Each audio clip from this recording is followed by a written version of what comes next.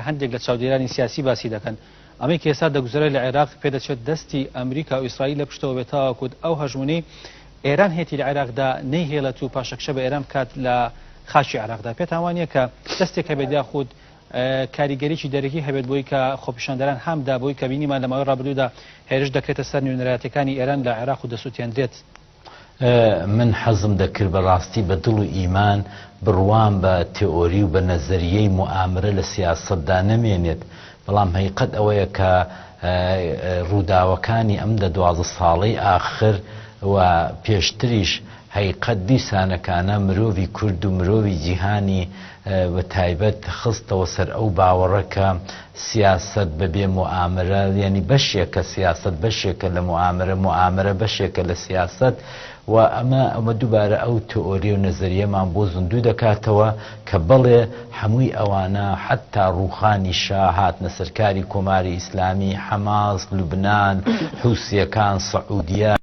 نەوت فرۆشتنی سەعودیە، دۆشینی سەعودیە لەلایەن ئەمریکا و غەربەوە، ئەو وەزعی کە لە عێراق دروست بووە، هەمووی ئەوانە نوعێک لە نوعەکان دەمانهێنێتەوە سەر موئامرە، و کاتێکیش کە دەگەینە سەر تئۆری موئامرە بەڕاستی دەبێت لەبەر چاومان بێ کە موئامرە هەموو شتێکی لێ دەوەشێتەوە. موئامرە هەرچی ناممکنە ممکنی دەکات، موئامرە هەرچی بێ ئەخلاقێ دەیکاتە سیاست، موئامرە هەرچی موڕاڵە نایهێڵێ، موئامرە ئەوەیە کە ئەتۆ لەلایەک پێت وایە کە دەبێت تۆ دۆستی منی بەڵام لە بنەوە لە ڕیشەم دەدەی. بۆیە من ئەوانە هیچ بە دوور نازانم و دەستێوەردانی ئەمڕۆی سیاسەتێکی دوور مەودای لەسەر تئۆری موئامرەکە ئەمریکا چی بەدمەوەیە لە دوا ڕۆژی ڕۆژهەڵاتی ناوەڕاست، بەڕاستی زۆر زۆر زۆر زەحمەتە ئەمڕۆکانە تۆ بتوانی تەشخیصی بدەیت. تۆ مەسەڵەن تۆ هەر حسابی ئەوە بکە ئەوەی کە لە مانگی ڕابردوو لەسەر ڕۆژاوای کوردستان سەرۆک کۆمارێکی وڵاتێکی گەورەی وەکو جیهان وەکو ئەمریکا دەیکا دەبرابەر شەڕەوانانی ڕۆژئاوادا یا دەبرابەر تورکیادا، ئەو یاریە گورگ و پشیلە و مشکەی کە ئۆردۆغان و